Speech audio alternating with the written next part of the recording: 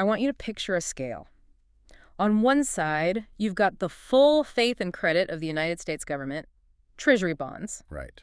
The bedrock. And on the other side, you have actual bars of gold. For 20 years, that paper side, the Treasury side, has been heavier. It's been the foundation of everything. But right now, as we're speaking, that scale has tipped.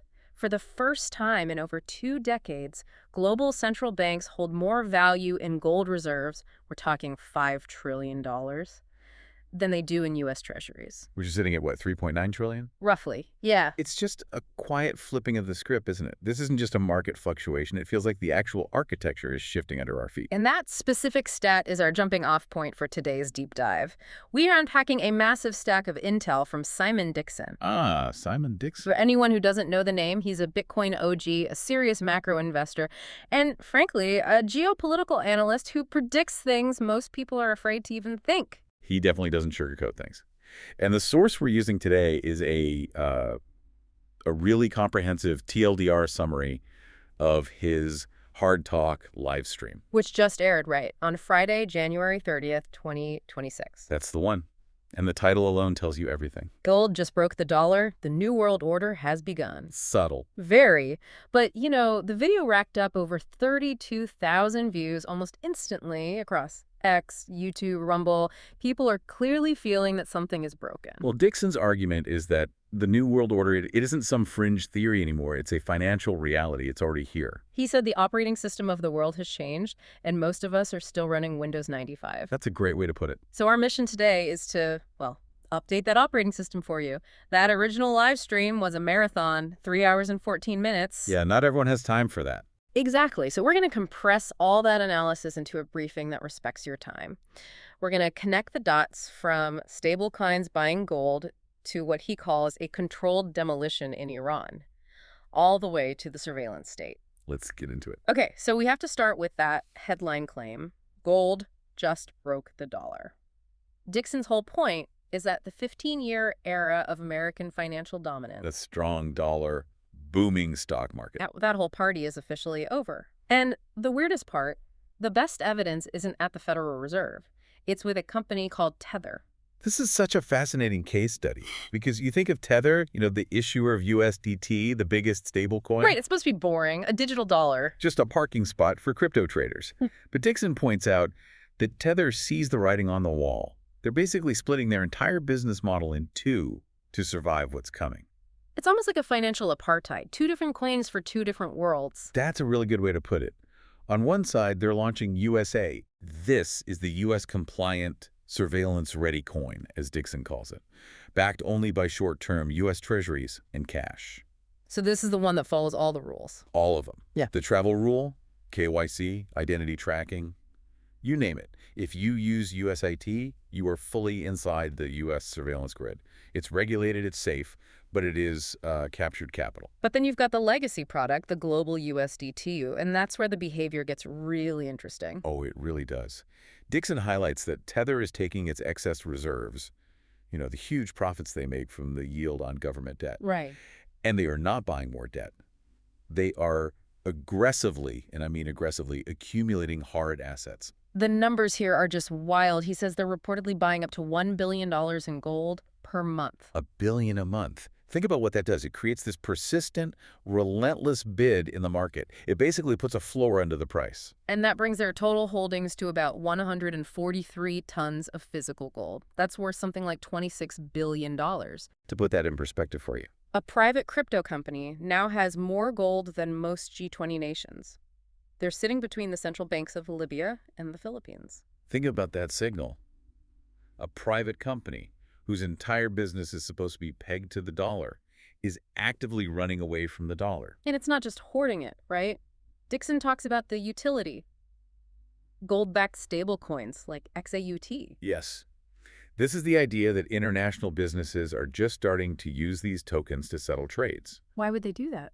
Well, if you're a business in, say, Brazil or Turkey, why would you want to hold dollars that are constantly being debased? If you can settle a deal in a token that represents physical gold, you're effectively on a gold standard. So it's like a bottom-up gold standard. Exactly.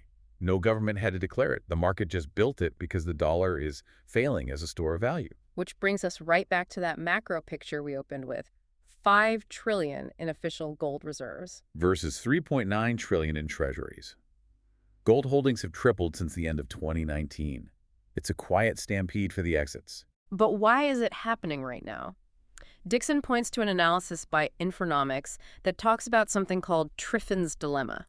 Ah, yeah. I feel like I hear that term thrown around a lot, but what does it actually mean in this context? Okay, so simple version. It's a paradox from back in the 60s. If you're the U.S.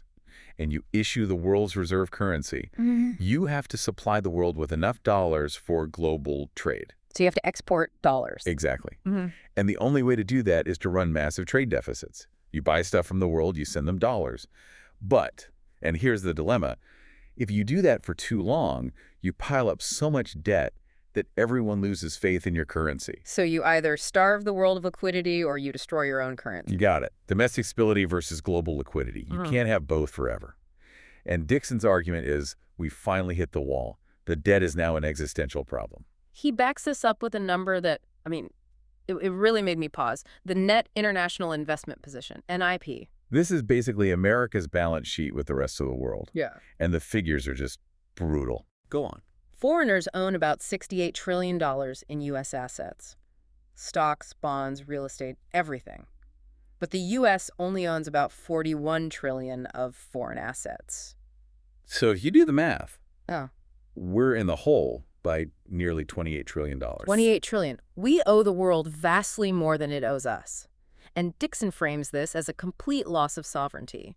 When you're that deep in debt, you don't get to call the shots anymore. Your creditors do. And he connects this directly to the shift in tone from the Trump administration. Trump always loved King Dollar, a strong dollar. He did. It was a sign of strength. But that's changed. Why? It has to change. You can't have a strong dollar when you have that kind of deficit. It just crushes your exports. So Dixon notes they're now accepting, maybe even encouraging, a weaker dollar to help manufacturing. Their hand is forced. And we're seeing this play out with our allies, like Japan. The Japan carry trade. This is the other shoe dropping. For decades, Japan was a huge buyer of our debt. But now their own currency, the yen, is crashing. So to save the yen, they have to sell assets. And the assets they're selling are U.S. treasuries. Bingo. They're dumping our debt to save their own skin. It's every nation for itself now. And in the middle of all this chaos, Dixon points out a really interesting appointment. Kevin Warsh as the new Fed chair, starting in May. Yeah, this is key. He's the first Fed chair with a known pro-Bitcoin stance. What does that signal? It signals that the U.S. knows it needs a lifeboat. If the dollar is losing its global grip, maybe they're looking to integrate digital assets, private credit, something into the reserve mix. But for the rest of the world, the lifeboat is clearly gold. So the financial map is being redrawn. But Dixon argues the geopolitical map is changing even faster and maybe more violently. Right. He has this whole section on Iran that he calls a controlled demolition. Right, and this part is controversial, but you have to understand it to get his worldview. He references an analyst, Shahid Bolson. The mainstream story is always that unrest in Iran is, a Western-backed regime change attempt. The CIA trying to topple the government. Standard playbook. Or so we're told. But Dixon argues this time is different. He says it's actually an internal purge. It's the Iranian pragmatists removing the hardliners within the IRGC, the Revolutionary Guard. Why would they purge their own military? Economics. It's always economics. The theory is that the hardliners are the ones preventing Iran from integrating economically with the new power blocks. BRICS and the Gulf states. Exactly, the GCC. The pragmatists want to do business. The hardliners want ideological war. So the unrest is just cover to clean house for economic deals. That's the argument. And the proof, for Dixon, is the U.S. reaction, or, well, the lack of one. Remember, Trump threatened to strike Iran, war looked imminent, and then nothing. He just backed down. Dixon says that was because of pressure from Saudi Arabia, the UAE, Qatar. Yes. And think what that means. It proves, he says, that the U.S. is now acting as a regional power, not a global one. The U.S. didn't strike because the Saudis and Emiratis said no. A war would disrupt their economic plans, so America stood down. Wow. That's a huge downgrade in status, from leader of the free world to regional partner. And it's not just a theory. Dixon points to a specific document, the National Defense Strategy. He says it explicitly refocuses the U.S. military on the U.S. homeland and Western Hemisphere. Wait, the Pentagon put that in writing. Focus on the homeland. Essentially, yes. It reportedly downgrades China as a top threat and prioritizes securing the Americas. Dixon reads this as an official admission of retreat. The U.S. is pulling back to its own neighborhood, leaving Europe and the Middle East to be managed by others. That paints a really bleak picture for Europe, then, if the U.S. security umbrella pulls back. The word he uses is vassalized. He sees Europe as being vassalized. Without cheap Russian energy, without the U.S. as a global cop, it's vulnerable. And its assets are being stripped by what he calls the financial industrial complex. It's just open season for acquisitions. Pretty much. Distressed assets always go to the highest bidder, and Europe is very distressed right now. Speaking of asset stripping, this leads right into the darker side of this deep dive, the tech and surveillance part. He uses the Netherlands as a case study for this terrifying policy. The unrealized capital gains tax. Yeah, can you break that down? It sounds awful. It is. It's a proposed tax on the increase in value of an asset, even if you haven't sold it. So let's say you own a family business, and on paper, its value doubles. Okay. The government suddenly sends you a tax bill for that paper gain, but you don't have the cash because you haven't sold anything. So you're forced to sell the business just to pay the tax on the business. Correct. It forces liquidation. And Dixon argues this isn't an accident. He says it's by design. In the Netherlands, the real prize is the semiconductor industry, ASML. the most important chip company in the world. The theory is that by distressing asset prices with these taxes, the financial industrial complex, the BlackRocks, the sovereign wealth funds, they can swoop in and buy these strategic assets for pennies on the dollar. So it's using tax policy as a weapon for corporate raiding. It's a massive transfer of wealth, from local owners to global transnational capital. It destroys private ownership for the little guy. And speaking of global capital and tech, Dixon is pretty skeptical about Elon Musk, which is interesting. He is very wary. He looks at the Tesla ecosystem and sees a trap. He frames the discontinuation of the Model S and X not as a business decision, but as a deliberate push toward usership over ownership. The idea that you won't own a car, you'll just subscribe to a ride in an autonomous fleet. Right. And he calls it a digital prison, which is a strong term, but think it through. If your car, your home, your wallet are all connected to a central grid, Access can be revoked. instantly. You don't pay your unrealized capital gains tax, maybe your car doesn't start, your social credit score dips, maybe your smart lock doesn't open.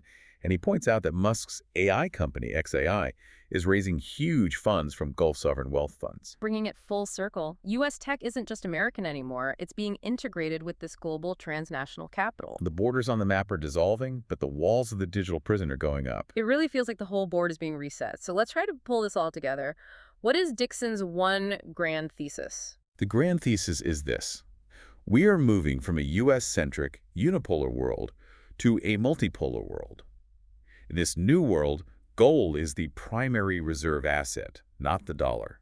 The U.S. is retreating to Fortress America, the Western Hemisphere. And the East. The East is being dominated by rising powers like China and the BRICS nations, who are all settling trade in gold and commodities.